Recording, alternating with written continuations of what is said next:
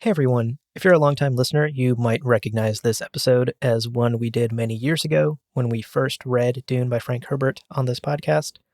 But we are actually remastering and re-releasing the entire Dune book club series for new fans who are diving into the books after having watched Denis Villeneuve's blockbuster films.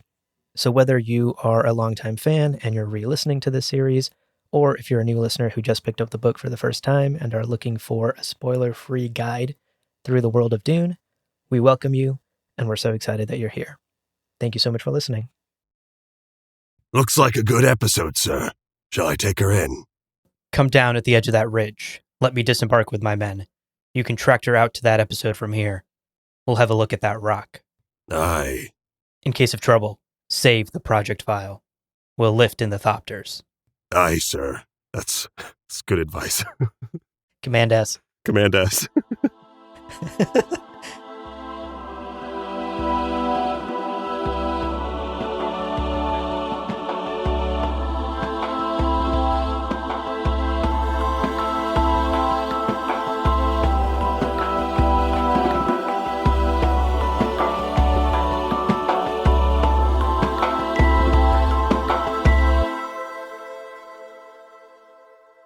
Welcome to Gom Jabbar, your guide to the iconic world of Dune.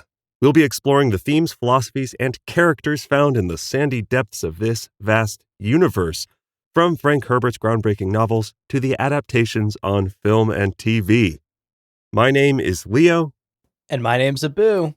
And today we are at the penultimate episode, are you kidding me, of our book club.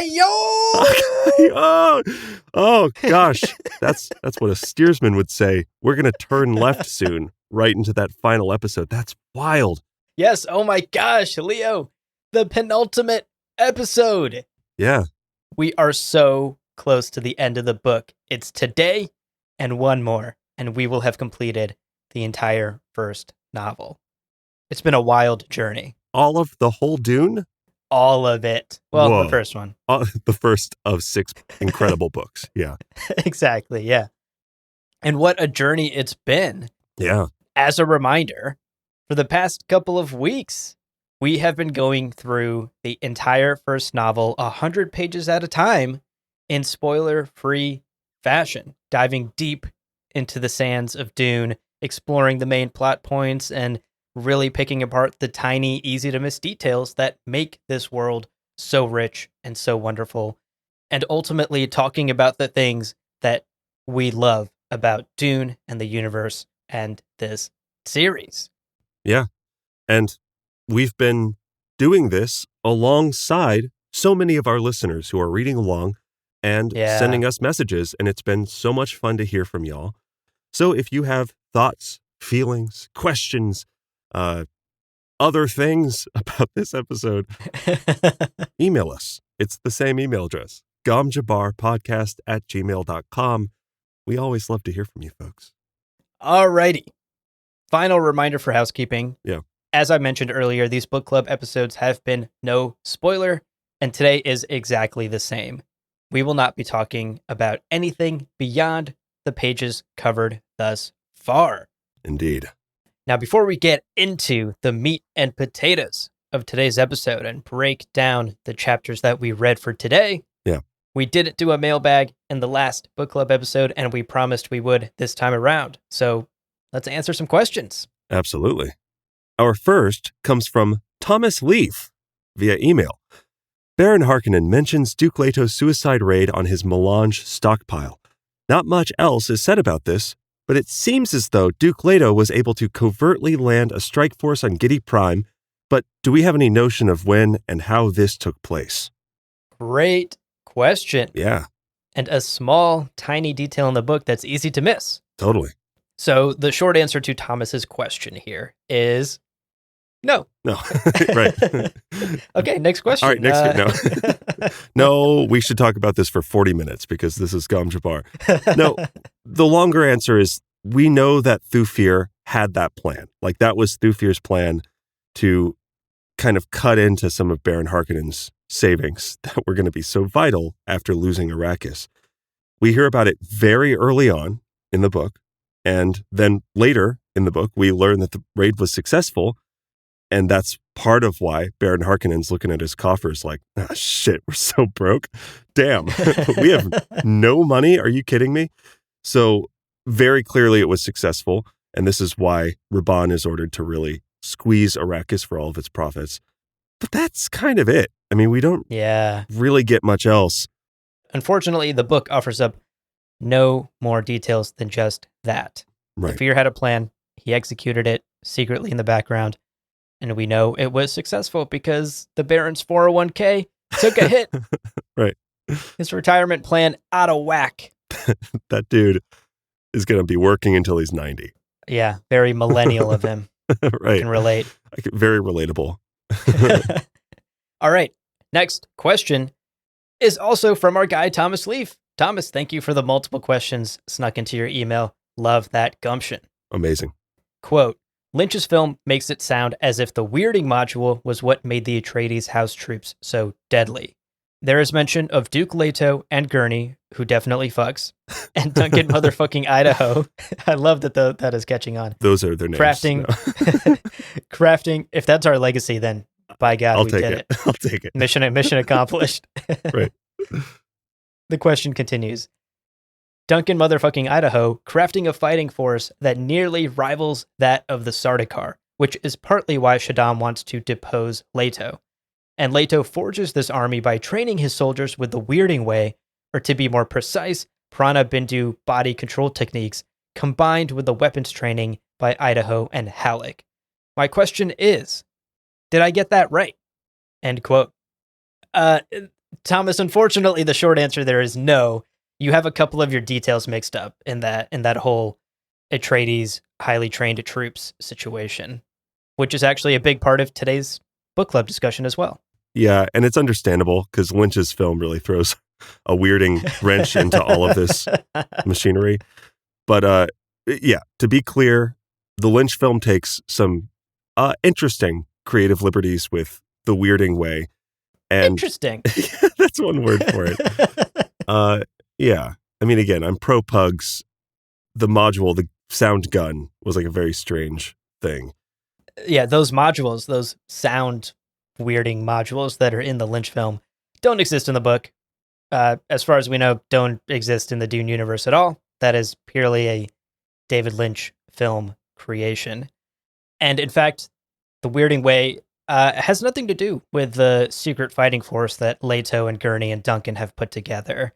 You're correct, Thomas, that this fighting force, trained under Gurney Halleck and Duncan Idaho, both of whom fuck, is strong enough to rival the Sardaukar, and that is one of the main reasons why the Emperor wanted to get rid of Leto and get rid of the Atreides.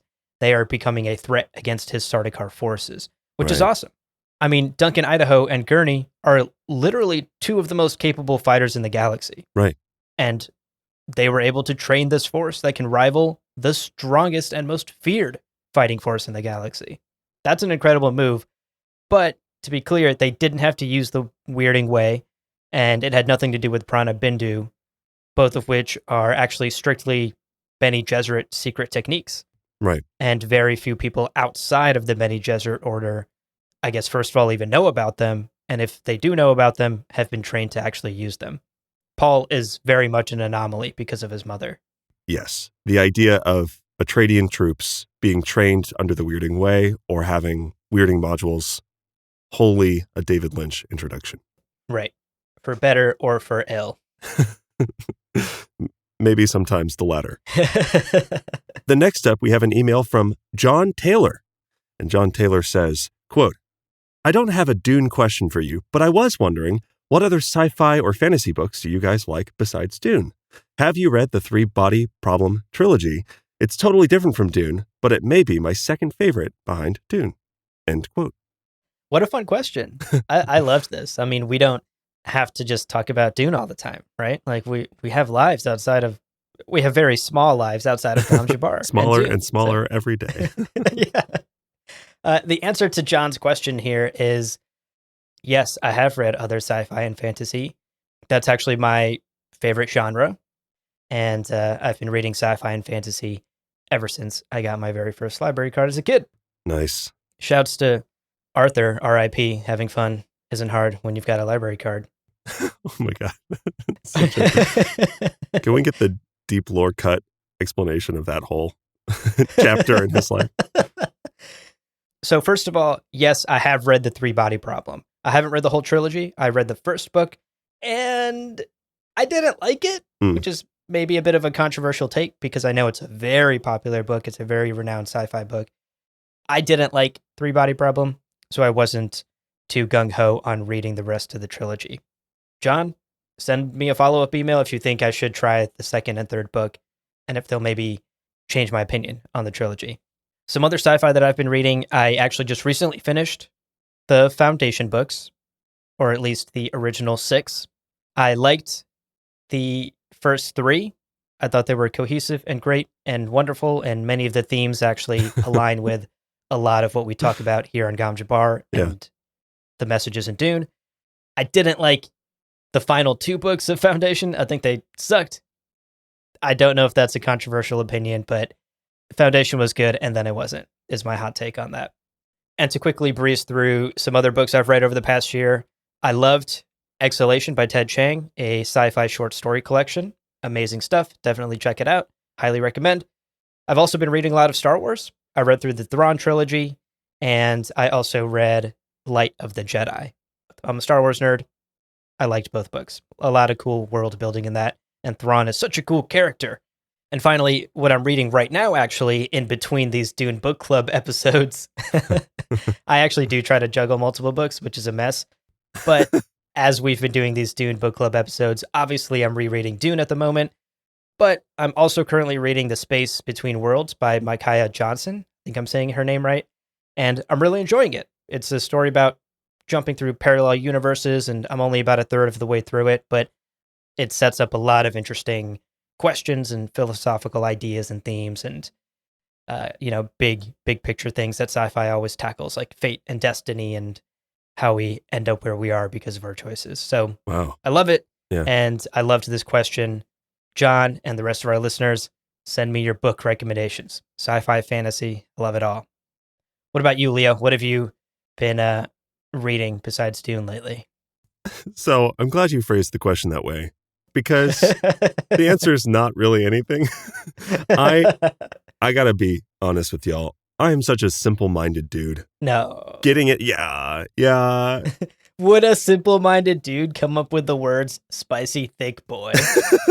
Okay. A moment of brilliance. That was a moment of brilliance in an otherwise mundane life.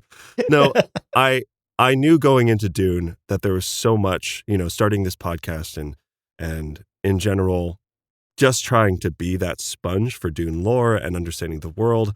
I really don't trust my brain to, I couldn't remember the word brain.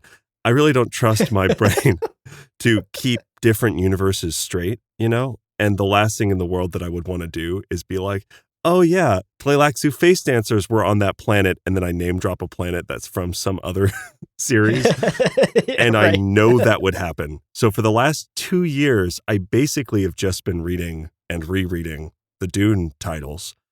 But again, that's kind of a boring answer. It's probably exactly what John didn't want to hear. So I will name drop some other series that I really loved in sci-fi and fantasy. One of the most recent books that I read, sci-fi wise, just as a standalone reading experience, was Artemis by Andy Weir. After The Martian, I loved Artemis. Like, I know it's not everybody's cup of tea, but his attempt to tackle some very real problems of, like, how do you weld on the moon? It's just fascinating, and I love the way he writes it. Also, there are some really great characters that I found were representative of, LGBTQ and different religions and ethnicities without being too virtue signally, which was great. The Kingkiller Chronicles, Patrick Rothfuss is dope. Kvothe is the best boy, and I cannot wait for the third book. I read everything that Haruki Murakami writes because that man is awesome. I recently read, this is actually the one exception to Dune because I knew that it wouldn't really confuse me, was my first Terry Pratchett book, which I feel like is an embarrassing admittance.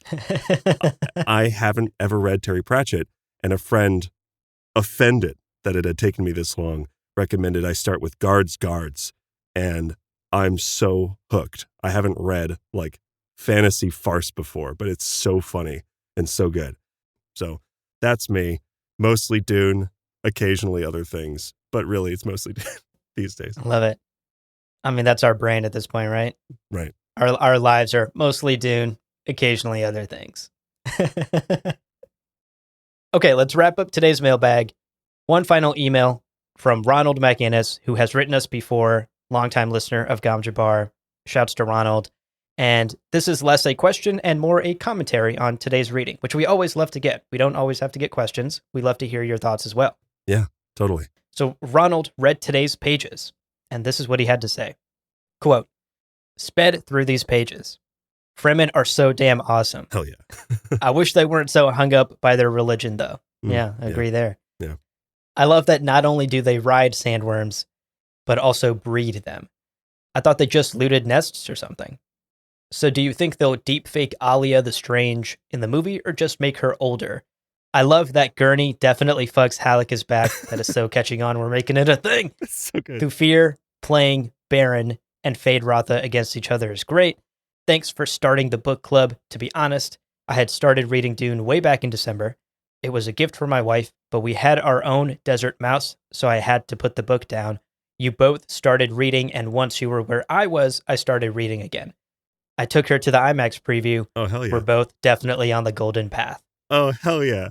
Amazing email. Thank you, Ronald. That was a stream of consciousness, my guy, and I loved it. Yeah, so good. Oh my gosh. And also, I hear, Leo, I don't know if this is true, but couples who read Dune together stay together. It's called the test of the Gom Jabbar. You see if that relationship has legs. I will say very quickly, the Alia point. I think that's a good question. When we first meet Alia, she's 2. Deepfakes are getting like so good. Just as a technology, they're getting very, very good. But if you look at like Villeneuve's track record, he doesn't really seem inclined to lean heavily on VFX as like the driving element of scenes. So personally, my speculation is that they'll probably age her up. Again, it's what Lynch did. I think it's what they did in the miniseries. It's one of the few things that on the page works really well, but on camera or on the screen would just be so distracting from the narrative to be like, that's an adult talking baby. What's happening? Very strange. Yeah, they can still make her young and come off as extremely mature, Right. But they don't have to make her a literal baby. They should cast Sting. I mean, listen, hear me out. A Dune movie, Sting is every character. we do that Lindsay Lohan thing where we shoot every scene twice. Yeah. And Sting plays every character. I mean, Paul Rudd figured it out with was it Living with Myself, that great little miniseries? Yeah. That was great, yeah. He was test driving that technology for Sting to play every character in Dune. So we're almost there, folks.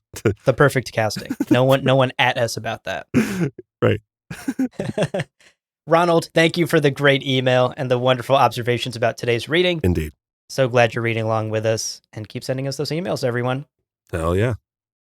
Okay, let's take a quick ad break, but stick around, dear listener, because we will be right back with the summary. We'll see you in a minute. Now that all of that is out of the way, let's get into this episode's reading, which was again from page 604 to 688. We're going to start off with a summary of the plot points before we get into the kind of fun spice morsels. So, starting off, chapter 39. We start this chapter off with our boy, Thufir Hawat. Hey. How's he been? We haven't seen him in ages. 2 years. 2 whole years since that time skip in the previous chapter. Yeah. Here in chapter 39, Thufir is having a lovely, casual, not at all tense conversation with the Baron Vladimir Harkonnen, who is his captor at this point and is poisoning him. Yeah. From this conversation, we learn that there is a lot of secrecy around the Sardaukar, these troops that we have heard about in this entire book that played a pivotal role in the attack on Arrakis alongside the Harkonnens. Right. We realize that people in this empire don't know a whole lot about them, actually. But Thufir has picked up on some clues and connected some dots. And a lot of this conversation centers around the realization that the Sardaukar troops are from Seleucus Secundus, a prison planet that the Emperor really discourages everyone asking questions about. Right. Don't bring that up in the press briefing. He's going to walk out. Right. We agreed not to talk about it. Throws his mic down, leaves, gets all over Twitter. Exactly. Classic Shaddam, man. Classic Shaddam. So Seleucus Secundus is the Emperor's prison planet. That's sort of an open secret. Like, as much as the Emperor discourages questions about the planet, everyone kind of knows, like, yeah, prison planet, whatever. It also happens to be one of the harshest planets in the universe. We're going to get more into that later in the takeaways. Right. And as Thufir tells the Baron here, it also turns out that this planet is used as a sort of proving grounds for some of the most strongest and most resilient prisoners that end up there. And then these folks are indoctrinated into the Sardaukar, into the most feared fighting force in the Empire at this time. Right. Thufir's chat with the Baron continues, and the Baron is basically consulting Thufir as a mentat, right? He's using Thufir as the tool he is meant to be. But at the same time, the Baron is like unwilling to hear what Thufir has to say. Like Thufir's like, yo, I'm dropping facts. Yeah. Right. He's like arguing with his MacBook. And it's like, Thufir's dropping facts on you, my guy. You better listen. He's talking truth about Seleucus Secundus and the Sardaukar. And during this conversation, the Fremen once again come up. And once again, the Baron is like, the Fremen, no. What? No. What? Insignificant. No. They're nothing, guys. They're nothing. This really has the energy of putting in directions on the phone and then going, I know a better way. And then getting stuck in traffic. Oh my gosh. Oh my God. The ultimate GPS dad energy here in the room from the Baron. Yeah. I know a faster way. I can't believe it's taking me to the expressway. What do you mean this road is closed? Yeah. You haven't been on this planet for 40 years. What are you talking about? So again, Thufir is bringing up the red flag of the Fremen being stronger than anyone suspected. Then the conversation continues because the Baron is just like, ugh, so over these Fremen. And we learn that the Baron is also woefully uninformed about why the whole Arrakis affair even happened. Yeah. Right? To the Baron, this was an attack on the Atreides. This was a political move. He doesn't realize the true motives of the Emperor. Why would the Emperor send his Sardaukar to help the Harkonnens? Why would he ally himself with the Baron? Right. Thufir also drops some more truth on the Baron about this. It turns out that Gurney Halleck and Duncan Idaho had been training a small band of like SEAL Team 6 House Atreides troops that were so effective that they could rival the Sardaukar in combat. Yeah. Again, the Sardaukar are considered the strongest fighters in the universe. And if not the strongest, certainly the most feared and the most fearsome. And here's House Atreides under these two incredibly legendary fighters. And training lovers. Troops. And lovers. And lovers. Look, Gurney Halleck and Duncan Idaho in the sheets, man. No one fears her. Right. They're training House Atreides troops that could stand up to the Sardaukar. That is a huge red flag to the Emperor. And that turns out to be the reason that Emperor Shaddam wanted to wipe out Duke Leto and to wipe out House Atreides, or at least cripple House Atreides. This was a threat against his might, a threat against his Sardaukar. Now, in hindsight, a lot of this really does make sense to us as the reader, but the Baron blindsided. My guy's like, what?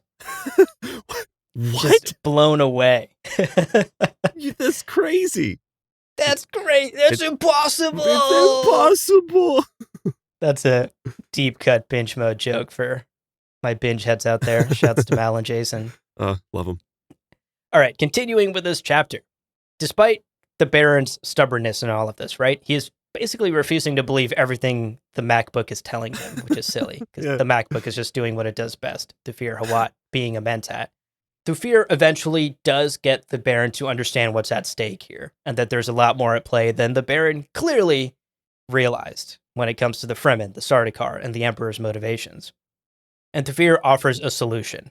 He either needs to wipe out every single Fremen on the planet, something that Raban has already been struggling with, or he has to abandon Beast Raban and allow him to fail on Arrakis so that the Baron can come in and save the day.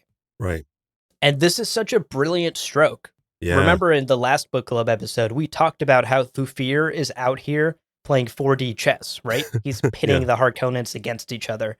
In the last chapter, he pit Feyd-Rautha and Baron Harkonnen against each other. And here, he's doing the same between the Baron and Beast Raban. He's saying, you have no options. It's a brilliant way for Thufir to pit, once again, Harkonnen against Harkonnen. Genius stuff from Thufir here. Yeah, totally. At the same time, though, I do want to just point out that we don't want to give Thufir too much credit here because he doesn't necessarily have the Baron completely duped. Right. The Baron is fully aware that Thufir is playing his own games. There's a great quote. Quote, "The Baron smiled, and behind his smile, he asked himself, now how does this fit in with Hawat's personal scheming?" End quote. I love that. That's great.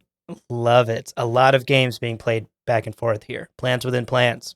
Yeah, no kidding. Okay, let's round out this chapter. So the game plan going forward is that the Baron Vladimir Harkonnen will abandon Beast Raban. He realizes he has no other choice but to do that. Raban will respond by basically squeezing Arrakis harder and harder, subjugating the populace even more and more, until they are basically unable to stand him. Right. And then this will be the Baron's excuse to transition power and replace him with Feyd-Rautha, which was actually his original plan. So even Thufir's proposed plan falls in line with what the Baron wanted. Okay, so chapter 39 ends with a reminder that Thufir Hawat is still fucking pissed at Jessica, who he still 2 years later thinks is the traitor against House Atreides. Again, Mentats, man. Bad data in, bad data out. Yeah, much like my digestive system. Bad tacos in, bad data out, folks. Is that what we call it now? Data deposit? What's the transfer speed on that? Anyway, we are into chapter 40. We rejoin Paul, our sweet baby boy Paul, for the first time since the time skip. And folks, he's not so much of a baby boy anymore. He has grown shockingly. It's a lot, but we actually start this chapter so confused. This is probably some of the most confusing writing in Dune, because Paul is, at the moment that we join him, coming out of a time trance. You know, he's coming out of one of these prescient dreams and is really trying to figure out where he is. He's like remembering things that haven't happened yet. He's having new prescient visions of new future events. It's complicated. Time is complicated. And when you can remember forward to things that haven't happened yet as memories, Lord, I am not envious of his prescient state of being. Now, before we get to what exactly he's doing, you know, as he's coming out of this dream, as he's waking up, we do learn kind of what's been going on in his life. We get kind of a series of flashbacks or memories as we come to understand them. And he's been up to a lot. It's been a busy 2 years. Let's catch up with him. So Paul and Chani, power couple of the century, are a power couple. They're together now. And guess what, y'all? There's a new Atreides in the house. They had a kid. And he was named Leto, which is great. Leto 2. Cute. Adorable. And sweet baby Leto 2 is in the deep south with Jessica. Paul's sister has been born, but is super, super strange. And we'll talk about her in the takeaways. But very briefly, we learn that Jessica going through the spice agony with Alia still in the womb permanently changed her. Now, as his following has grown, Paul has been training the Fremen in weirding combat and also doing some fighting himself. In a very casual sentence, we find out that he raided the Arakeen Palace to recover the remains of, his Atreides men. And he actually rescued his father's skull, enshrining it and kind of putting him to rest finally, which... Man, I forgot this detail. I've read this book so many times and I always forget that he does this. Yeah, it's a little bit wild. And it's also that one sentence could be such a good short story. Yeah. We also learned that after joining the Fremen, a bunch of people basically started regularly just challenging him to knife fights. They're like, "You're the main character, huh? Yeah, you sure? All right, let's go." Like pulling a Jameis, right? Yeah. And Paul just has to keep killing him. Like, right. That's just part of his life now. Another knife fight before breakfast. Awful. Oh, God, I haven't even had my coffee yet, and I've got to kill this asshole. All right. But listen, we're a fan of Chani. We here are fans of Chani, and we find out that she's 100% relationship goals because she decides, you know what, enough is enough. So she steps in, and this is great. We see this as a little memory.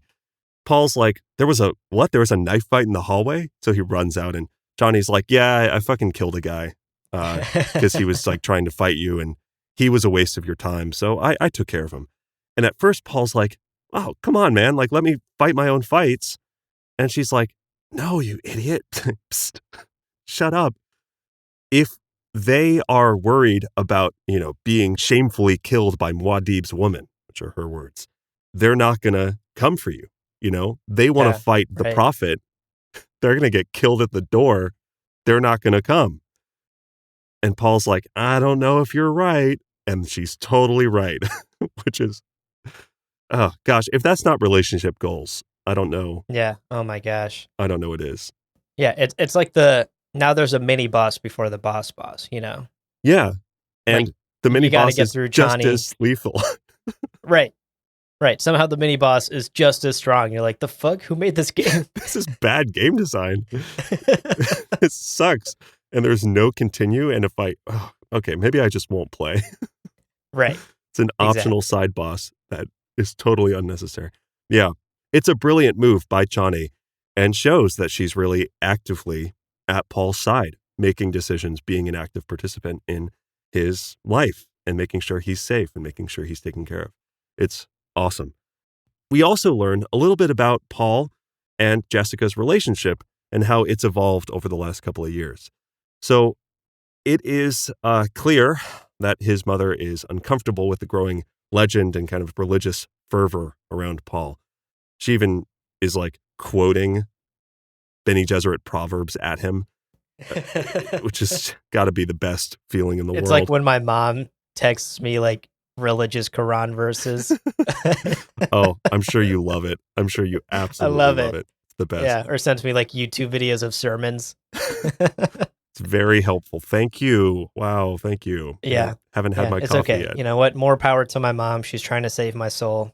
Hey, you know what? It's all good. That's the perspective that matters. And actually, to your point, Jessica has only the best intentions for her son, right? Right. She loves him. And this is what she knows and was raised with. So she's saying, here's a quote, when religion and politics travel in the same cart, the riders believe nothing can stand in their way. Their movement becomes headlong, faster and faster and faster. They put aside all thought of obstacles and forget that a precipice does not show itself to the man in a blind rush until it's too late. End quote. I love it. It's a great quote. Great proverb. Yeah, great proverb as far as proverbs go. Totally. But Paul, not exactly what I would call blind, does make the argument, religion is what binds the Fremen people. And it's part of what makes them so strong. And lest we not forget, he's literally doing what this. Jessica taught him. She's like, yes. He's like, oh, come on. I'm doing the thing you taught me to do. Like, someone who is part of the Missionaria Protectiva is like lecturing from a high horse. Come on, Mom. Get out of here. I'm the chosen one. We need to remember where these Bene Gesserit proverbs are coming from. Right. It's because they're also doing a lot of religious and political tampering in the galaxy. That's like 80% of what they do. He's like, I'm the byproduct of 50,000 years of breeding programs. Come on, Mom. This is dumb. Yeah. I do love how he calls her out on her bullshit a bit here. Oh, it's so cathartic. It's clear that their relationship has soured somewhat. She is my enemy was a good foreshadowing of 2 years of conversations that they've had. And she has some major reservations about his marriage to Chani. She's thinking in galactic imperial terms, how useful is it for this Duke to be married to a Fremen woman, Yeah, she's thinking in political terms here. Is Chani, who is just this Fremen commoner, at least in the eyes of the Empire, right? Is she a good match? Is she a good Duchess for the Duke? I mean, Paul is royalty. Yeah, no kidding. But that brings us to today, to current time Paul Muad'Dib Atreides. He is about to go through kind of his quinceañera. He's about to... Yes.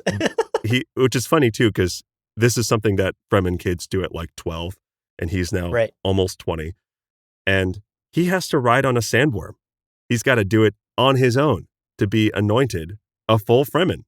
He's thinking this whole time, yeah, I'm respected. Everybody sees me as this prophet, but they're still seeing me as an off-worlder who is now part of the Fremen ways. Right. I need to, for my safety and for Shani's safety and for everything, I need to be a Fremen. And to be considered a Fremen, I have to be able to ride a sandworm by myself. It's also worth noting, today is yet another decision nexus. This is... Love him. Love him. Paul's like, damn it, I can't see what's going to happen today, and I could die in so many ways. Yeah. I will point out that this particular decision nexus seems to phase him less than the previous decision nexuses did, right? That fight with Jameis, that flight in the ornithopter where he didn't know what was coming next. He was kind of panicked. Right. In this, I'm sensing he's just sort of accepting it as fact, right? I'm in a decision nexus. I've seen the ways that this worm, this thick desert spicy boy, could crush me. Yeah. And I could fail the test. And I've also seen the ways in which I could conquer it and ride it successfully and pass the test. And it is what it is. He's kind of, again, over these 2 years, I'm sure he's practiced his prescience quite a bit. Right. And it's interesting to note that he's less completely thrown off by it. Like in the Jameis fight, he was panicked, right? Yeah, he just couldn't stop imagining the visions of him dead with knife wounds. Right. And here, there's really only like one sentence where he says like, oh yeah, I did see a vision where the worm kills me. Right. And then he moves on and focuses. So it's cool to see that he's sort of grown within his powers as well. That's such a good point. Now, Stilgar rolls up and basically begins the ritual, but also like as a kind of an adorable aside as his friend. Yeah. Is like, hey, don't, listen, tempting. I know. Do a handstand on the worm, like, backflip off, shotgun a can of Sappho juice. I get it. It would be so dope, but you've already impressed everyone. Just play it safe, get it done, And Paul's like, yeah, I got you. I'm going to do my best not to die. Thank you, Stilgar. Right. And he is finally alone on a dune and prepares himself mentally for what he's going to do. Then he drops that sick beat, y'all. He summons a worm that just gotta come when he hears a great beat. Now, he has a moment where he's going, I know that these spicy boys can get pretty thick, right? I know that they can be double C, dare I say, triple C thick. Right. God, I hope this one isn't too thick. And then from the southeast, the thickest worm, just the biggest spicy boy Paul had ever... Quadruple C! Quadruples, the legendary 4 Cs. Bigger than anything he'd heard of. And he, just to be clear, estimates it in just a sentence as, quote, more than half a league long, end quote. Yikes. I want to drive home here the unbelievable significance of this sentence. And this is stunning. This is something that I totally missed. I'm like, yeah, it's the biggest, sure. But let's talk about how big this is. Really quickly, the encyclopedia says larger male specimens of sandworms reached lengths exceeding 400 meters, which is, while it's kind of vague, does give us a ballpark, right? 400 meters is the sort of, that is when they are considered large. right? A league is, as I found out, unfortunately, not really a universal measurement. So it is a little bit hard to say how big a league is. But Frank wrote this as an American in the 60s. And in American English, a league is most commonly defined as 3 miles. So more than half a league long. That is more than 1.5 miles, which Oh my God. is 2,400 meters. This worm that rolls, comes gyrating out of the desert, dancing to that sick thumper beat, is 6 times bigger than large sandworms. Oh my At gosh. least, because Paul's like eyeballing it. He's like, oh, shit. That's a, whoa. Okay, well, that sucks. And so he thinks to himself, quote, "This is nothing I have seen by vision or in life," end quote. Oh my gosh. I'd also like to add, he's probably also thinking, oh, fuck, oh, fuck, oh, fuck, oh, fuck. Like, this is, it's huge. 6 times That's bigger. enormous. It's wild. 1.5 miles long. Oh, my Lord. And guys, I'm starting to think, as this chapter ends, I'm starting to feel like maybe Paul's the main character. Oh my God. It's tempting to think that it's Hurrah or, Thufir, but I think this Paul guy might be pretty significant. Yeah, I think you're onto something. Alrighty, jumping forward to chapter 41. We join Jessica in the Deep South. Yeah. In the siege stronghold. She is fully settled in by this point as the tribe's Reverend Mother. She has been for the past 2+ years. Mm-hmm. And as she sits here, she is marveling at how the Fremen communities, partially through the spice orgies, partially through their high spice diets, have this almost shared consciousness, right? In this scene, she thinks to herself, I'd love some spice coffee. Zip, zap, boom, spice coffee arrives. Yeah. Someone reaches through the curtains of her room and drops off some spice coffee from the celebration happening nearby. That level of sort of shared consciousness is prevalent in these siege communities within these Fremen tribes. Right. While she's also sipping on this yummy, yummy spice coffee, we talked about the recipe in a previous book club episode. Try making some at home, folks. It's great. She's also being a classic mother, right? She realizes that Paul is probably out and about to take his worm rider test, and she's worried about him. She's like, I hope the worm isn't more than half a league long. Right. Sure would I be hope a it's problem. one of those small ones, 200 meters, easy peasy. Yeah. Nope. Now, Hara brings Alia into the room, and it's because Alia did something weird again. Typical. We learned that Alia snuck in and watched the birth of a baby, which turns out is the celebration that was happening nearby. And the baby was crying, as newborns do. So Alia walks up to it and touches the baby, and the baby instantly falls silent and stops crying. It's objectively scary. Yeah, I mean, that's sort of creepy enough as it is. But in addition to touching and silencing this crying newborn, she also makes a comment about how the newborn child looks like another child that she knows about that was born on Bella Tegus. Yeah. But wait, we talked about the Zensuni Wanderers and the Fremen history in the previous book club episode. The Fremen haven't been on Bella Tegus in generations. Thousands of years. Yeah. Nobody should know what anyone on Bella Tegus looked like at that time. Alia does, because of her alterations, which we'll talk about in the takeaways. So this obviously creeps everyone the fuck out. So Hara brings Alia back into the room with her mom. We also learn in this conversation with Hara and Alia and Jessica that the plan seemingly is to unite all the Fremen tribes under Paul Muad'Dib, right? His legend has grown so large at this point that people are expecting him to rise to power, to be the new leader of the Fremen. Now, a bit of a snag in the plan that Hara brings up is Alia. Right. People fear Alia. She is a little toddler that's walking around talking and acting like a wise old woman. Right. And that's creeping people out. And Hara worries that the community's fear of Alia could also endanger Paul's rule or Paul's future rule or these plans that they have in place. So they got to do something about it. And Alia agrees. She recognizes the need to try and win over the Fremen and allay their fears of her. So they decide that Hara will act as diplomat, right? Hara is Fremen through and through, and she loves Alia, without a doubt. Yes. Yeah.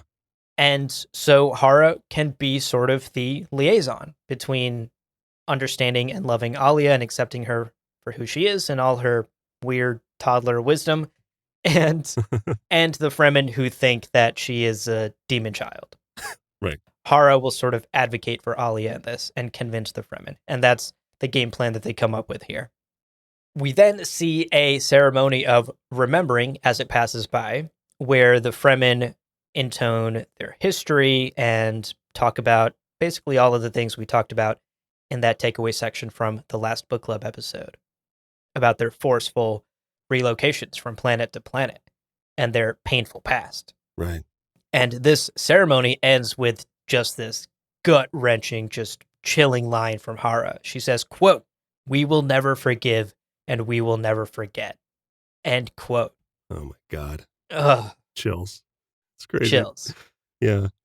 At this moment, Tarthar, one of Stilgar's wives, shows up in the room, and she tells everyone that there are a young group of Fremen who are going to go out and meet Usul, Paul Atreides, Paul Muad'Dib. Right. And these young Fremen are basically going to force his hand in challenging Stilgar. They are restless. They are ready for new leadership. They believe in Paul's legend. So we realize that a tense situation is starting to build up in the tribe here. Things are boiling here, and it's getting to a tipping point. This chapter then ends with Hara suggesting that Jessica should team up with Chani and maybe be a little more open-minded about Paul's partner, about Paul's wife, and the mother of Paul's child. Hara, an absolute MVP in this chapter, doing the most, helping out Alia, looking after Chani and Paul, taking care of Jessica.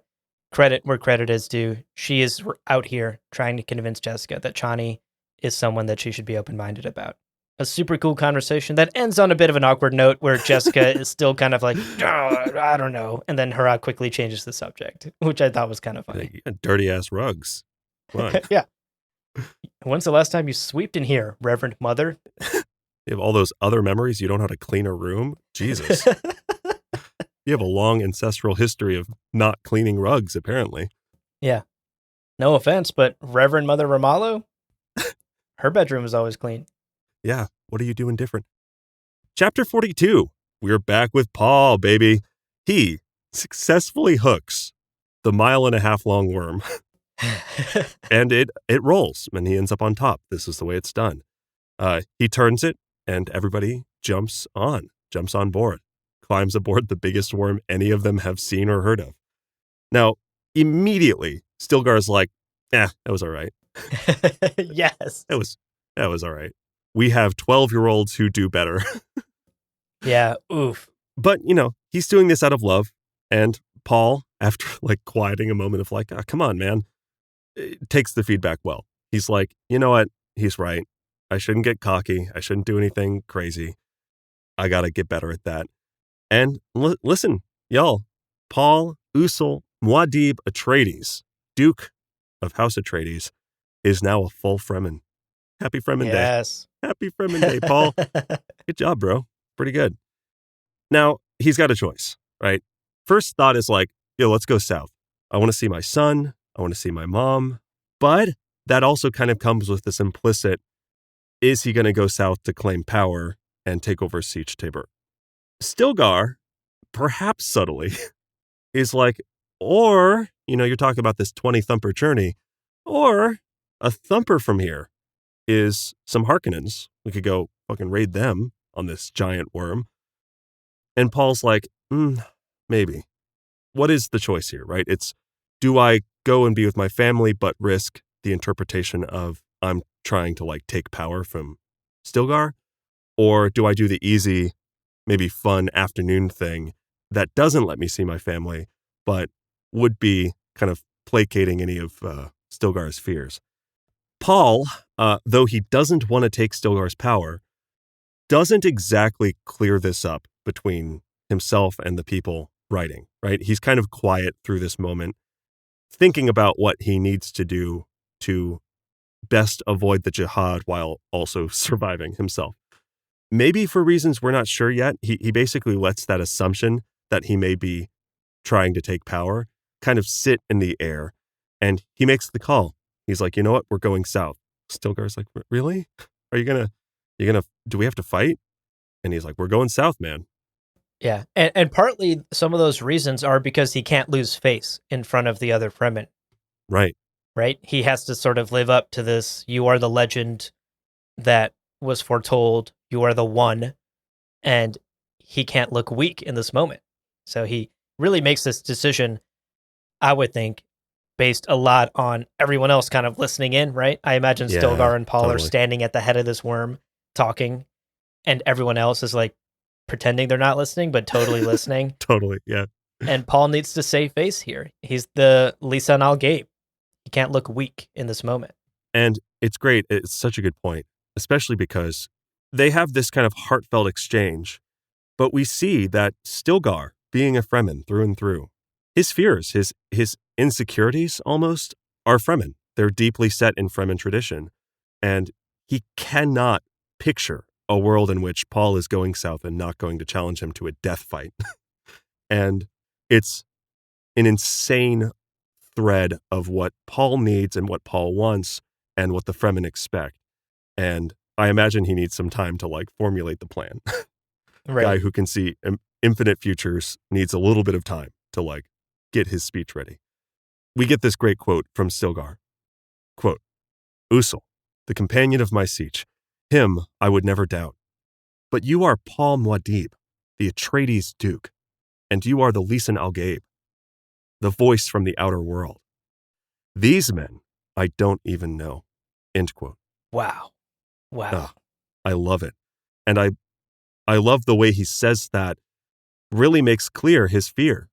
He knows and trusts and will die for this element of who Paul is, but he acknowledges you had a life before Arrakis, and you have an identity beyond our friendship that you are also beholden to. Yeah, in many ways, you will always be an off-worlder. Man, Stilgar looks great, is great, also clearly good head on his shoulders, because that's very perceptive and wonderful. I love that quote so much. Now, their journey south is immediately disrupted. They're like, we're going to, you're going to end the road trip. GPS is like 3,000 miles that way. You're like, cool. Within 10 minutes, there's an ornithopter. They're like, oh, God, ornithopter. And it's too far south. It's like too far into the desert. So they're not really expecting it. They have to, because it's unmarked and probably belonging to a smuggler who might talk to people and kind of say what they see. So what are we going to do? Well, we're going to take some of this spice that we have. We're going to layer it on the ground. We're going to sprinkle it on the ground to make it look like a rich sand deposit. And we're going to lure them in. And we're going to fucking teach those idiot off-worlders a lesson. And Stilgar hears that and it's like, oh, okay, hell yeah. That's Usul. Right. Oh, fuck yeah, bro. Like, let's fucking go, bro. Let's go. Let's teach those idiots a lesson. Paul, half idiot himself because he's from off-world. It's wonderful. What a great little moment of just, again, Stilgar has that moment of, yeah, that's the Fremen way of thinking. Yeah. Alrighty, chapter 43, the final chapter of today's section. We actually jump into the perspective of Gurney Halleck. Hey, hell yeah. Another character that we haven't seen in a while. Yeah, no kidding. He has been with the smugglers for these past 2 years. He has chosen not to leave Arrakis like many of the other Atreides men that he originally joined the smugglers with. Many of them have left. He has chosen to stay because Beast Rabanne is here, baby, and he's going to get revenge. So Gurney is leading this troop of smugglers. They spot the spice and decide, hey, let's move in. Let's harvest this spice, baby. Yeah. Obviously, we know this is a trap. And the minute they arrive, the trap is sprung. Yeah. From the ground, rockets shoot up and destroy a ton of the ornithopters in the sky. The smugglers are surrounded all of a sudden by Fremen that have appeared out of nowhere, out of the sand.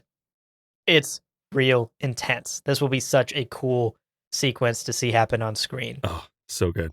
And Gurney here is even sort of shocked to see rockets being used by the Fremen. Right. And we know they have rockets because, as Jessica mentioned in an earlier chapter, Paul has not only been helping train the Fremen in battle tactics and in the weirding way, but has also been equipping them with new weapons. And the rockets are seemingly one of these new weapons. And looks like they're quick learners because they wreck these ornithopters with these rockets. I also love, we get these little kernels that we can lead to what may be just my personal headcanon. But my first question with this was, where did the rockets come from? Well, we know earlier Paul went to the Arakeen Palace, and there might have been a storeroom with weapons, off-world weapons. We also know that they know that this is a smuggler ship because the Harkonnen Air Force has been dramatically reduced. And this is how. This is how. Desert-going ornithopters don't have shields because they don't want to draw worms. So rockets, an old-fashioned weapon, works perfectly. Yep. Which also then underscores Gurney Halleck being like, what the fuck? Rockets? That's crazy. But it makes a lot of sense. And we've actually had these little kernels leading us to this perfect solution that really demonstrates that Paul is thinking with everything in mind. This is really a brilliant tactic through and through. Yeah, super cool stuff. And this fight, in classic fashion, ends before it even started. The smugglers are surrounded. Gurney comes face to face with some Fremen who suddenly says his name. Yeah.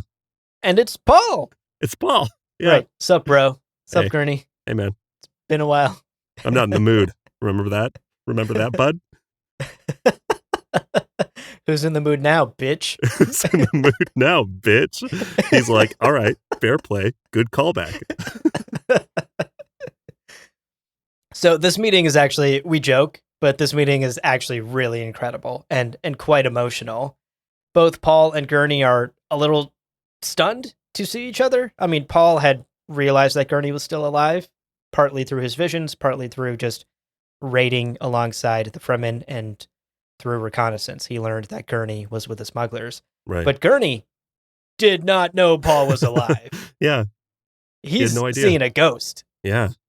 And in fact, there's a quote in this moment from Gurney Halleck. Quote, "He thought at first he was looking at a ghost image of Duke Leto Atreides." End quote.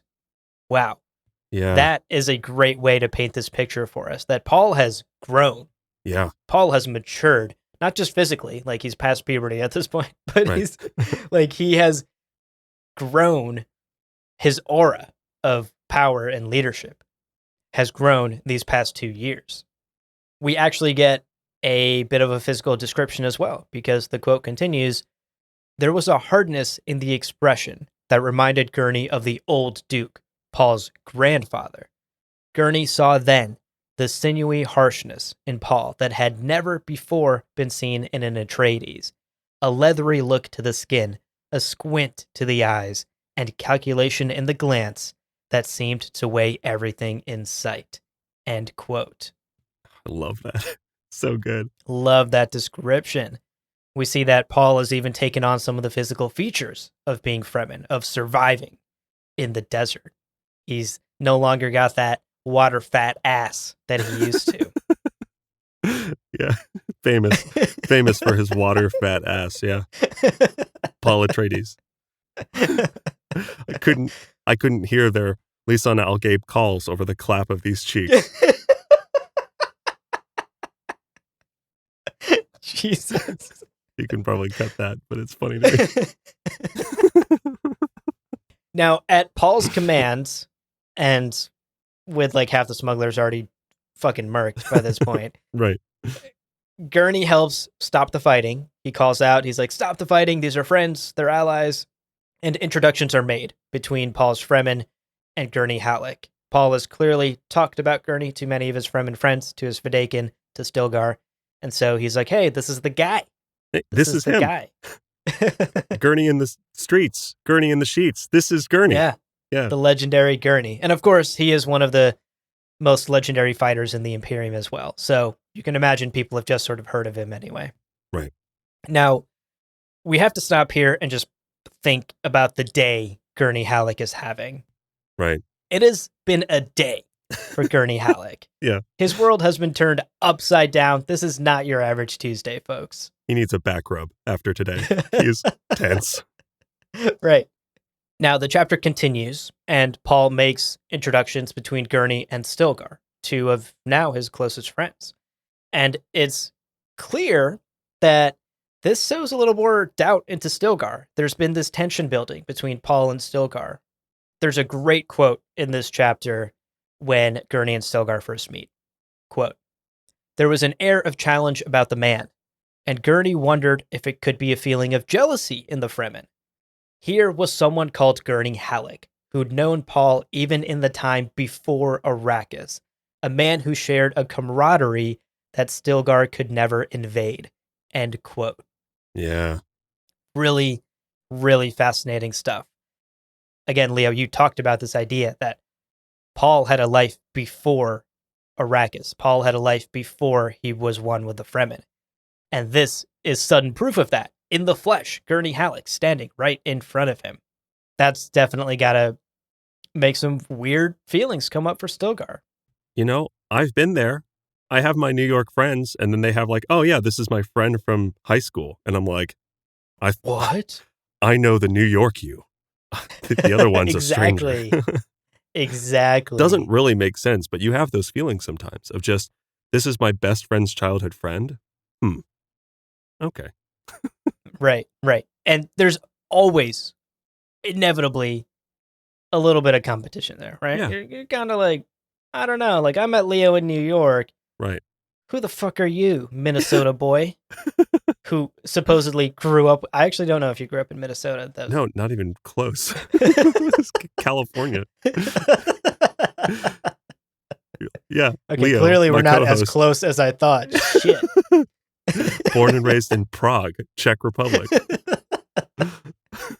Minnesota. Anyway, back. Where'd that come from? My parents are in Arkansas. Is that why? I don't know. Is it just because I'm so pale? Like that man came out of a vat Has of never mayonnaise. seen a beach. He barely knows what the sun is. Anyway, back to this meeting between Gurney and Stilgar. Right. The two eventually end up shaking hands and actually complimenting each other upon Paul's request. Paul says, quote, "You are two, I'd have be friends." End quote. I love that. I love that too. Yeah. Paul wants his two best friends to also be friends. Totally. Now, in this scene, a worm is sort of lured away so that everyone can quickly head into this Fremen hiding place.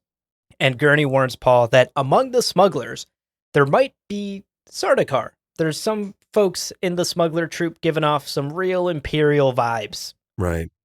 And so Paul is on high alert. He tells the Fremen to be on high alert. Might be Sardaukar hidden among this smuggler group that they've now captured. And sure enough, once they get into the hiding place, a fight breaks out.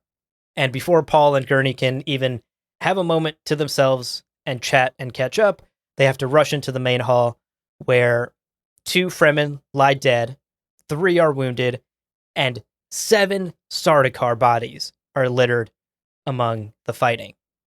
Now, 3 of the Sardaukar still remain. They're surrounded, knives out, in defensive position, and Paul approaches.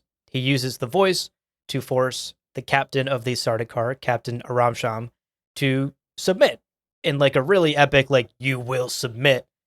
And one of the Sardaukar tries to lunge at Paul, and Captain Aramsham knifes his own dude, stops his own fellow Sardaukar from attacking Paul. And this is their ultimate submission. Now, the 2 remaining Sardaukar are taken prisoner. And we learn that in the fighting, Stilgar quickly grabbed Chani and pulled her off to the side. So we know Chani and Stilgar are both safe, something that immediately came to Paul's mind when he saw the bodies littered in the hall. Totally, yeah. We also learn in this conversation that Paul is now starting to formulate this plan. You mentioned he needed a bit of time to come up with a plan. Yeah. It's starting to come together for him finally. We learned that Paul is going to actually let these 2 Sardaukar prisoners escape. Interesting. He also asks Gurney about the presence of guildsmen. Don't know where that's going to lead quite yet. And he makes a decision about Stilgar. He will not take over Siege Tabur, and he will not call out Stilgar in combat. Right. Because, and this was a really great point that he made here, he tells Stilgar in this moment, why did you protect Chani? You're a Fremen, you're a fighter. Why did you not instantly leap into the fight against the Sardaukar? And Stilgar basically realizes, because of you, Paul. I thought of you. Right. And we learned that Stilgar, if he was called out by Paul, would not be able to raise a knife against Paul Muad'Dib. Paul's legend has grown this much. And so the decision is made by Paul here that he will not call out Stilgar because Stilgar wouldn't even be able to fight him, and the tribe would lose a huge asset. Right. So they're going to come up with a different plan that doesn't require having to call Stilgar out. He actually sends Chani south. Yeah. Partly because he wants her to be safe, and partly because he wants her to send a message to his mother. He wants Chani to send Jessica up north because they got to come up with a new plan. Jessica, as the tribe's reverend mother, knows their history, knows their culture, understands it deeply, and thus he needs her advice on how to come up with a plan in which Paul can still rise to power, but not have to battle Stilgar and take him, which has always been the way that Fremen leadership changes happen. The times are a-changing for the Fremen, and it's time for a different future. Okay, so this chapter ends with us inside Gurney's head. And Gurney, at the mention of his mother, is astounded and realizes, oh shit, not only is Paul still alive, Jessica is also still alive. And he's furious in this moment. Gurney, as we know, also thinks that Jessica is the traitor, maybe not as fiercely as Thufir, who's maybe been like stewing on it for 2 years. Right. Gurney's been busy doing smuggler shit. But he's also like, oh no, Paul doesn't realize his mom was the traitor. I need to expose her and let Paul know, and then I need to make sure Jessica dies. So the chapter ends on this thought from Gurney, building a little bit of tension for this coming reunion. Right. A tough reunion ahead for House Atreides. Oof. Well, there we have it. There 80 we pages, have it. and somehow like 12 pages of script. So dense. So many things have happened. You know, we have this time with Thufir.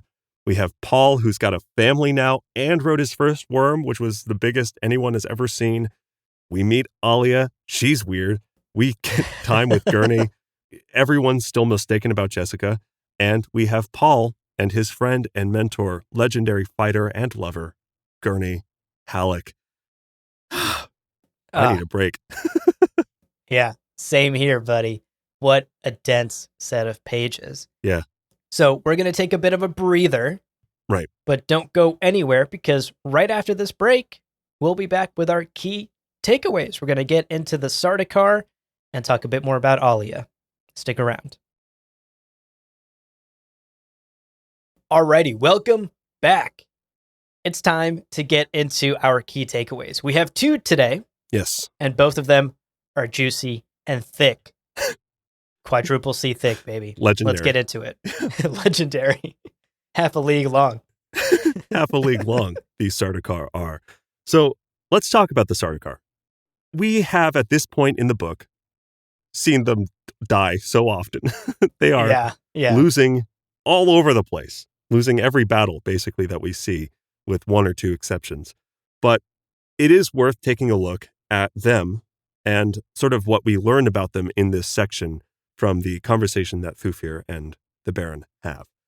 Definitely. So, when Dune begins, a reminder, House Carino has been in charge, has been in the seat of power for over 10,000 years. Insane. Yeah. And a big reason for that, a big part of that, is the unparalleled might of the Sardaukar. Yeah. You mentioned earlier, like, to be clear, we talked about the Atreidian men who can maybe best Sardaukar being like Atreides, House Atreides, SEAL Team 6. The Sardaukar as a force are somehow, just like that sort of small, elite, specially trained force, but the size of an entire fucking army. Like, this is like, I don't actually know how many Sardaukar there are. I'm sure there's a number you could kind of calculate based on people's verbiage. But the point is, it's legions. Right. Literal legions of men who individually carry the effective fighting tactics of an elite fighting force. And it's speculated. Part of this 10,000-year rule is the speculation that every single house would have to, other than House Carino, would have to unify their militaristic might. And only then could the Sardaukar just be whittled down over, I'm sure, a battle that would involve devastating losses for everybody involved. Yeah, absolutely. It's wild. Navy SEALs, but legions of them. Main character, Vin Diesel, every single one of them. Family. Family.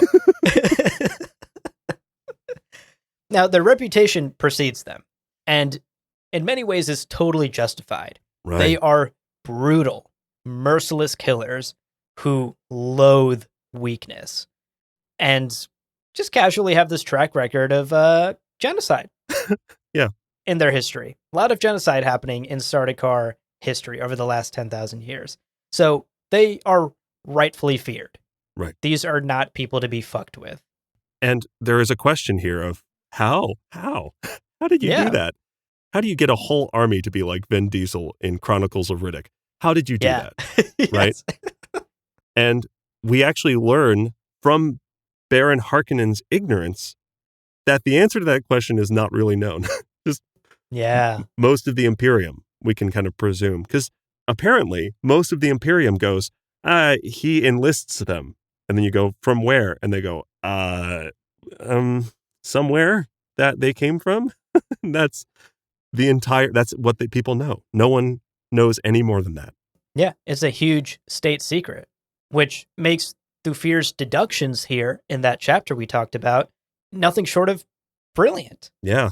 Thufir's really connecting a lot of dots that people for the last 10,000 years have not connected. And it's not a spoiler to say that his deductions are 100% correct. Right. Yeah, he's right. Like, the Sardaukar are trained on Seleucus Secundus, on the prison planet. So let's actually talk about, in brief, their history, the journey of the Sardaukar over these last 10,000 years. This is basically the history that Shaddam IV doesn't want you to hear, folks. That's your like clickbait BuzzFeed headline right there. He hates our podcast. We're really shining a light where he doesn't want it shown. Right. But the Sardaukar people started as the Sardau, sort of a nomadic tribe from the planet Seleucus Secundus. And to be very clear, we are talking like 15, 20,000 years ago. Like, This is a long time ago. And they are, in a word, really fucking tough. They are durable folks. And part of this comes down to the planet that they're from. Yeah, exactly. Thufir says in this section, quote, "A man who survives Seleucus Secundus starts out being tougher than most others." End quote. No kidding. Just surviving on this planet makes you one hell of a tough bad boy or bad girl, I guess. Or bad person. Bad person. Evil person. No. Tough, durable. Yeah. Exactly. So to actually put that in context a little bit, from the encyclopedia, we know that Seleucus Secundus, the temperatures on this planet can range anywhere from -45 Celsius to 60 degrees Celsius, which translated to Fahrenheit is anywhere from a chilly, brisk -49 to a balmy, sunny beach day of 140 degrees Fahrenheit. Oh, good. From lethal to lethal. That's great. Love it. So, pick your poison. Frostbite, deadly sunburn. It's a toss-up any given day. And it's a toss-up that every plant, animal, and human has to deal with every single day. So, all of that to say, incredibly tough planet. Now, a tough planet is obviously going to result in some tough people. And going back to the Sardau, these tribes were very militaristic. Combat training among Sardau children begins at age 6. Sure. Very Yeah. Spartan of them. Yeah. And most kids didn't make it past age 12. Oof.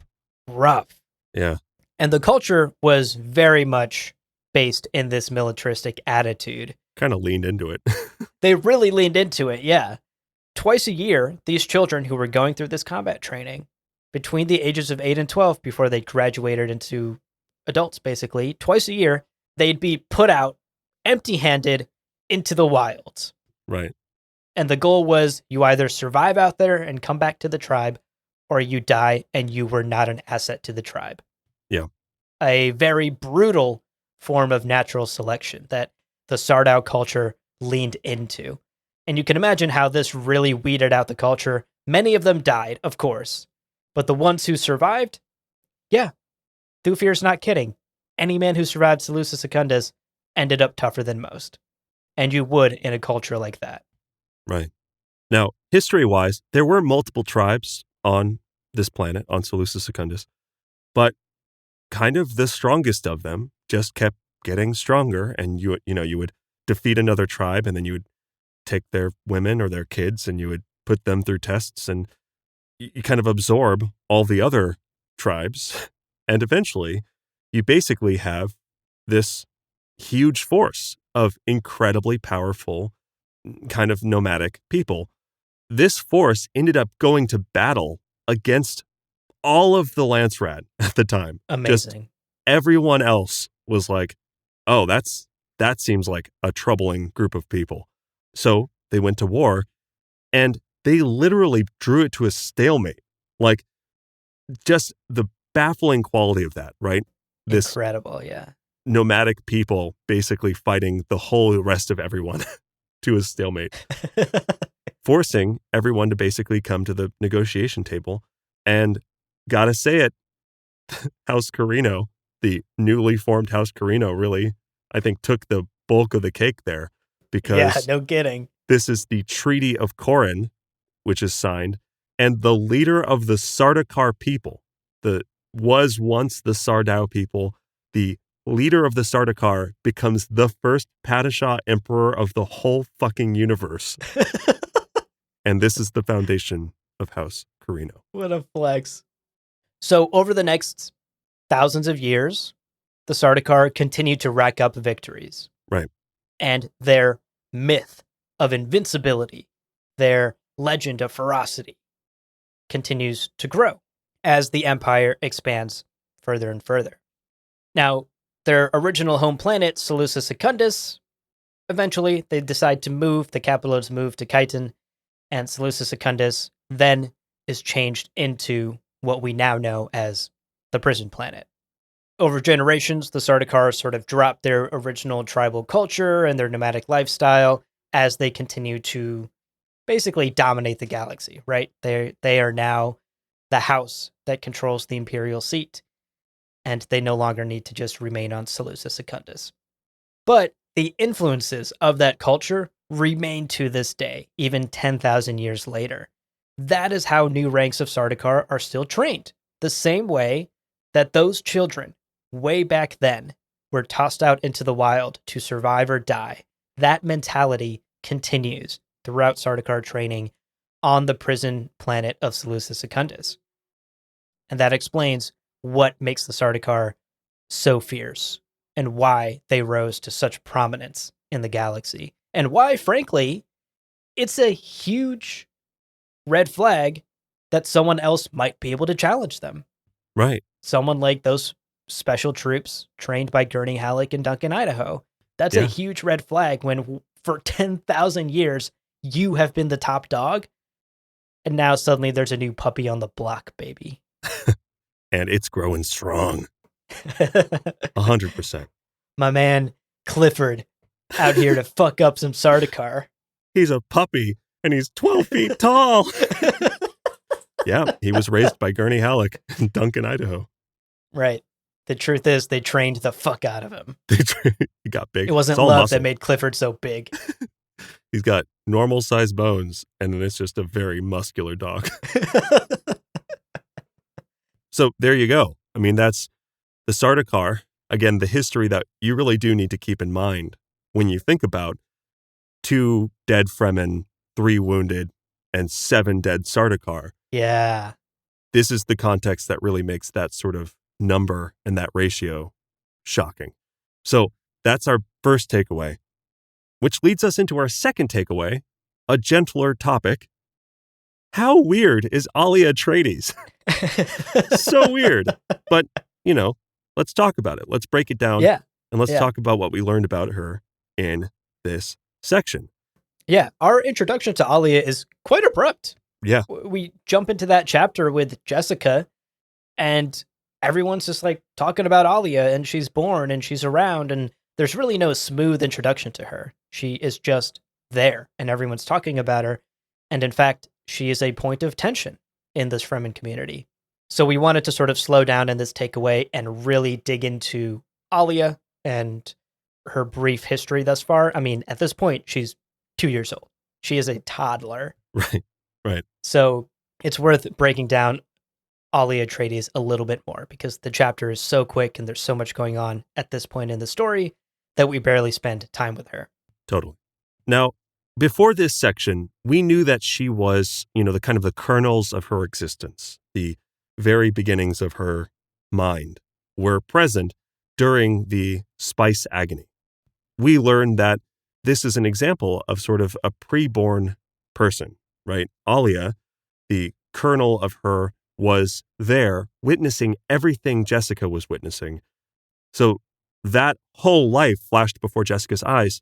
We knew in premise that it also flashed before the beginnings of who is Alia. Yeah, in essence, her consciousness was awakened well before her birth. Right. Which is terrifying. And she sort of describes this to Hara in this scene for us. She talks about her experience in the womb during that ritual, during the spice agony. And it sounds horrific. Yeah. Yeah. As you mentioned, she was exposed to those genetic memories that Ramallah was downloading into Jessica, and Jessica was unlocking within herself. All of those memories of the previous Reverend Mothers. Alia also experienced that. But for her, it was an experience before she was born, before she had a sense of herself, before she knew who she was. She experienced the lives of all these other women. During this conversation with Hara, Jessica actually thinks to herself, quote, "What have I borne? A daughter who knew at birth everything that I knew, and more. Everything revealed to her out of the corridors of the past by the Reverend Mothers within me." End quote. Well, horrific stuff. I mean, just imagine your consciousness being awakened in the womb and then having all of these countless memories forcefully downloaded into your little unformed baby brain. Yeah. That's horrific. And again, she is unborn. She doesn't know who she is. Her consciousness hasn't been awakened. This was triggered because of the spice agony, because of the ritual. And Alia even tells Hara that she lost a sense of who she was for a very long time. Quote, "And it was over, and I was them and all of the others and myself. Only it took me a long time to find myself again. There were so many others." End quote. Yeah. Whew. Terrifying stuff. Like that gives me goosebumps to think about. That sounds terrifying existentially as a 31-year-old. Yes. And again, you've had 30 years to try and figure out who you are. Right. Plenty of time. Still working on it, but plenty of time.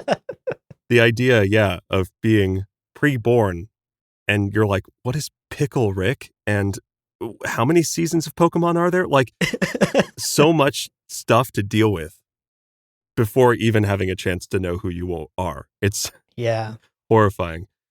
To hone in on that a bit, we learn that from the moment she was born, Alia was already a fully fledged Reverend Mother, like straight up pinnacle of Bene Gesserit training. And maybe not physically, again, baby body, can't get away from a baby body. But she has literally been doing prana bendu muscular exercises in her spare time, which is wild. She's 2. She's 2. like, yeah, I don't know firsthand how quickly 2-year-olds are up and about learning how to move their bodies, but I wasn't doing that until I still haven't started doing that. So there is this sort of, she is very clearly developing quickly. And all of this makes sense, somewhat. I mean, Alia was forced to go through the same spice agony that her mother did. Right. And in fact, it's kind of hard mode because, again, she didn't have a rock. Yeah. She was really awash in it. And you know what? They both survived it. And Jessica's like, I'm shocked that you're sane. And Alia's like, yo, same. Yeah. Crazy. It's a miracle, frankly, that she survived that. And all of that in mind, that miracle in mind, somewhat makes sense why the Fremen are like, yeah, she's a demon. Very clearly, yes. This child's a demon. What else can be said about it? She's like quieting babies, talking about planets from thousands of years ago that we basically only know in name. We only, we talk about it. She was there. She's a demon. Very clearly, she's a demon. We got to get this girl exorcised, not exorcised. She's handling that herself. She's exorcising. Yeah. We need to exorcise. Yeah, I mean, she's a walking, talking toddler who acts like a wise old woman because in her head, she is many wise old women. Yeah, millions. You can imagine just how weird that would be to come across for the other Fremen in the siege. Yeah. And what's actually really heartbreaking in this scene is Alia also feels this alienation, right? She understands how weird all of this is. Right. Quote, Alia shook her head. Tears ran down her cheeks, and Jessica felt the wave of sadness from her daughter as though the emotion were her own. I know I'm a freak, Alia whispered. End quote. So sad. That's so sad. Hearing that from the mouth of a 2-year-old baby. It's so weird and so sad. It's so weird and sad, and we joke, but this is heartbreaking. Imagine being born completely different from any other human in existence. And the tribe that you were born into shuns you, fears you, calls you a demon child. It's, you really have to feel for Alia here. And it's so much, I mean, it's more, too, because she has millions of lives who are there, voices, who all think the same thing. This idea of you are not only being kind of bullied and shunned from the outside world, but from the millions of lives that you have lived, basically. I mean, I hear this definitely as a reflection of how she's being treated in the siege, but this is also, she is very cognizant, probably more than anybody except for Jessica. She is very cognizant of how bizarre it is for a 2-year-old to have such wisdom and to have such control. Yeah. But in this incredibly sad scene, our MVP Hurrah jumps right in, folks. MVP. Oh my God. Amazing. In one of the most touching moments in this chapter, Hurrah responds to Alia's whispered, I know I'm a freak. Hurrah responds fiercely, quote, you are not a freak. Who dared say you're a freak? End quote. Very parent, very my kid got bullied at school today. Tell me who the 12-year-old was. I'm going to fucking beat him up in the playground energy here. Right. And when Alia responds, nobody actually said freak to my face, right? Right. Hara just goes full on parent mode activated and ends this conversation definitively by saying, quote, then don't you say it. End quote. Oh, that's love, man. That is full on. That is love. Yeah. Beautiful.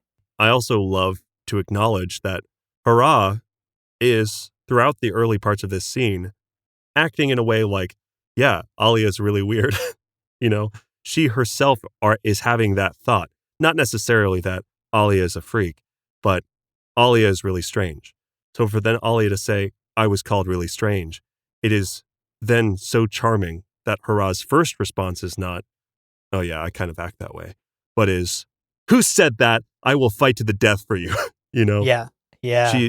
It's sort of her love for Alia is so great that she forgets her own maybe participation in that alienation, whether or not she meant to. And of course she doesn't, because she loves her. And of course that is also a key part of why Hurrah is so important, because she is a Fremen. She does think that Alia is acting a little demon-like. She's like, a little bit demon-like there. But she also loves Alia in ways that transcend words and go straight to action. Yeah. What a beautiful scene. I love it. And those are our 2 takeaways for today's episode. The might of the Sardaukar, their history, what makes them so powerful and so feared, and the weirdness of the anomaly that is Alia Atreides, and what makes her so different, and what makes her feel so alienated, but at the same time loved by the people around her, the people that are closest to her. So, take a breath. We're almost there. We are going to talk about our spice morsels. We're going to go into depth with some of these quick, deep lore things. We will do our best to be agile as we move through that deep lore. But first, we're going to take one final break. We'll be back. We're going to talk about some thumpers right after this. Well, welcome back. We are going to talk now about our first spice morsel, thumpers. The beat those worms just can't resist. So, the day of Paul's trial, Stilgar hands him a thumper. And we've seen these a few times. You know, Paul used one to get across the desert, the basin with Jessica, and kind of had it on a timer and everything. But this is a good time, I think, to go into a little bit more detail about them. So, from the terminology of the Imperium, a thumper is, quote, a short stake with spring-driven clapper at one end. The purpose, to be driven into the sand and set, quote, thumping to summon Shai-Hulud, end quote. Now, here's the story of thumpers. Prior to ultrasound scanners, and this is in world, this is in Dune, prior to ultrasound scanners, Imperial geologists would use impact hammers to study subsurface rock structures, this bit of technology called an impact hammer. Now, impact hammers basically worked the same as thumpers, which on most planets is fine. I mean, again, most planets works great. Arrakis has a little bit of a pest problem, and the Arrakis Geological Survey team was given just the worst job in the galaxy. They're like, all we've got to do is put these impact hammers in the sand and find out what's underneath that sand. Well, one of the things underneath the sand are 1.5 mile long desert death worms. Yeah. So they summoned what they called a giant serpent. They were like, that's fucking nuts. And most of them died. Only one of them survived and was saved by a Fremen Nabe. And this is Nabe Trekhem of Sietch Alrab.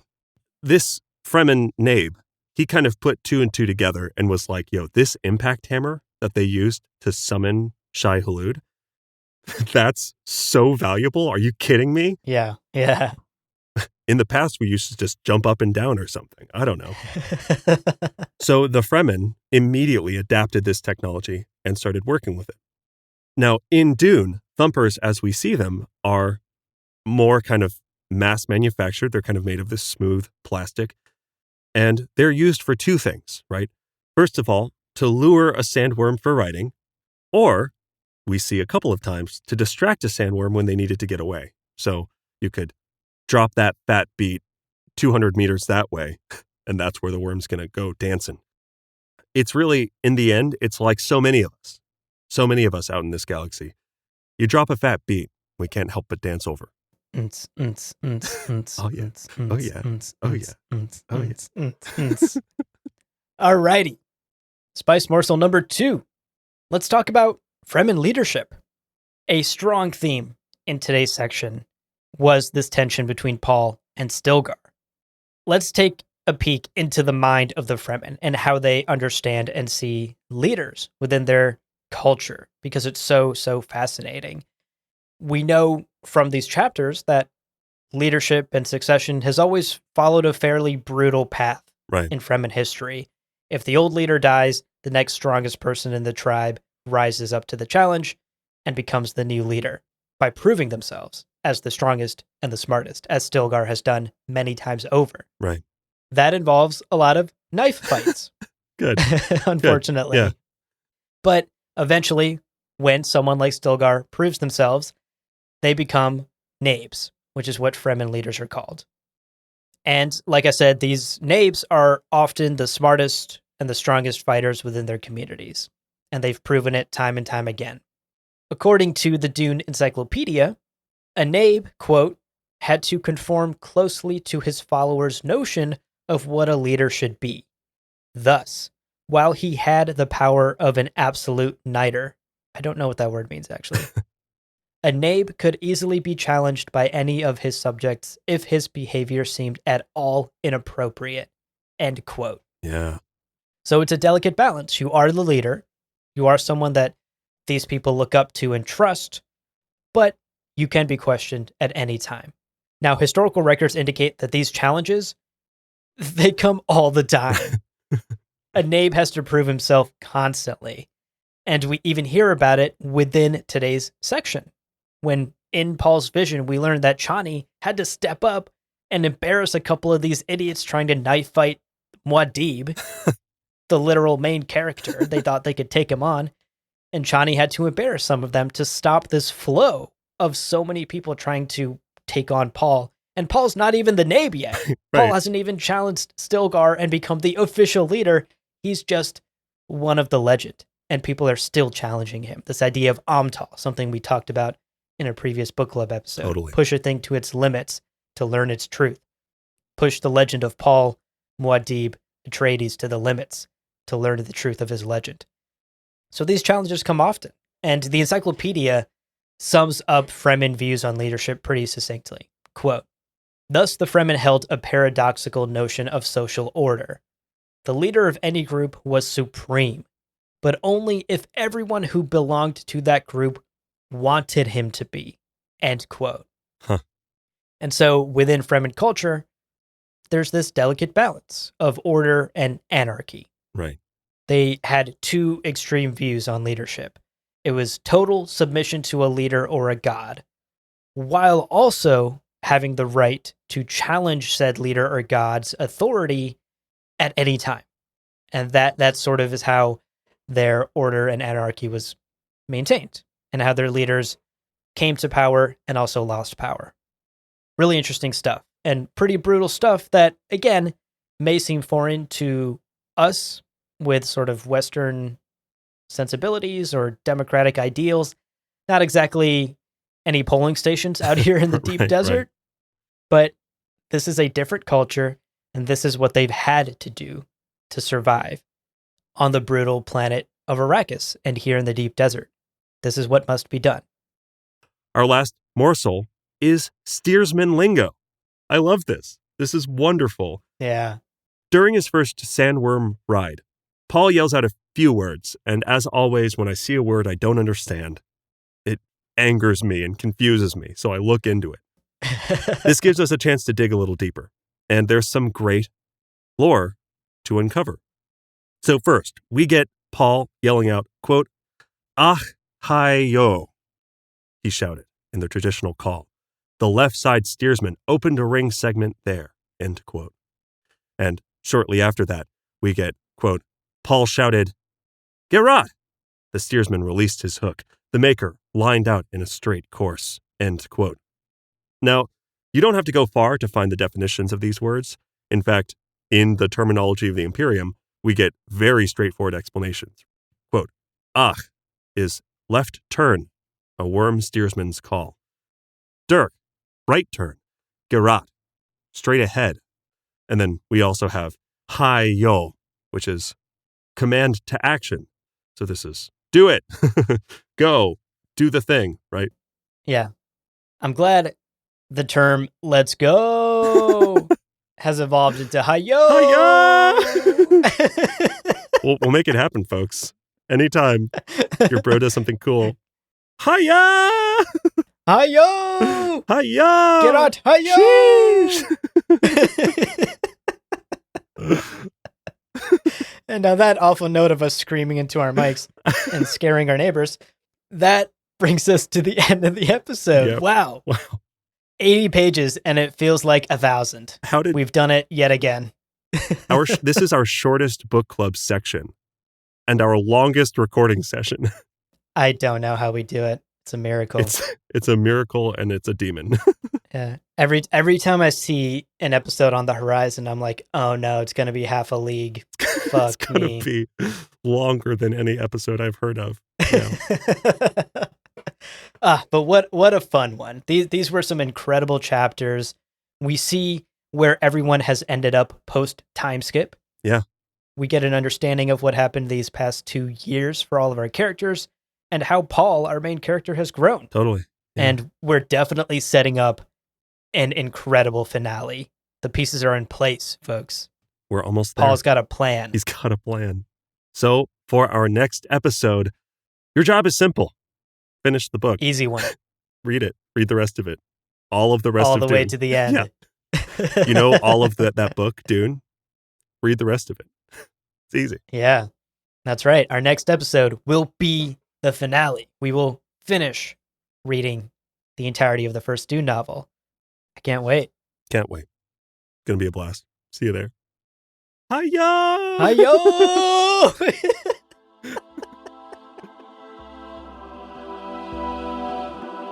Well, friends, there is no real ending. It's just the place where you stop the recording. But this podcast is always one step beyond logic, so help spread the word of Muad'Dib and leave us a review on Apple Podcasts. And be sure to check out the other shows on the Lore Party Podcast Network on loreparty.com. You can also follow us on Twitter and Instagram at lore_party. Thank you so much for listening, and remember, he who controls the podcast controls the universe. We'll see you on the Golden Path. In many ways, is totally justified. Yeah. They are... Sorry, Koji just sneezed. Bless you, Koji. Gesundheit. He's asleep. My dude is like on his side, totally knocked out. He's allergic to Sardaukar Just history. sneeze so loud.